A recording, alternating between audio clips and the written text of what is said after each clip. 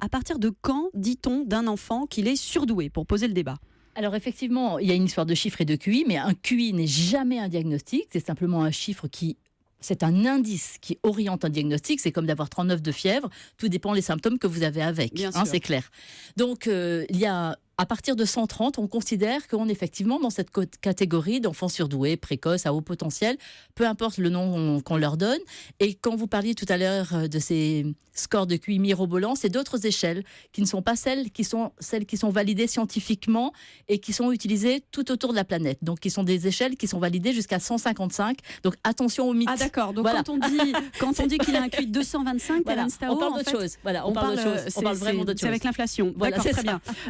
On entend beaucoup de parents dire « Mon enfant est un génie, il sait lire à 2 ans, il est fort en puzzle, il connaît la Reine des Neiges par cœur alors qu'il l'a vue qu'une fois. » Est-ce que c'est pour autant un surdoué? Alors je confirme pour la Reine des Neiges, mais pour le reste, c'est vrai que tous les parents, heureusement, investissent leur enfant et sont heureux de voir un enfant qui se développe bien, qui est curieux, qui s'émerveille, qui apprend facilement, bien sûr. Mais maintenant... bien évidemment que tous ces enfants-là ne sont pas des enfants qui vont avoir ces caractéristiques. Parce que qu'est-ce que ça veut dire d'être surdoué? C'est pas simplement être plus intelligent que les autres et aller plus vite dans les apprentissages que les autres. Pas du tout.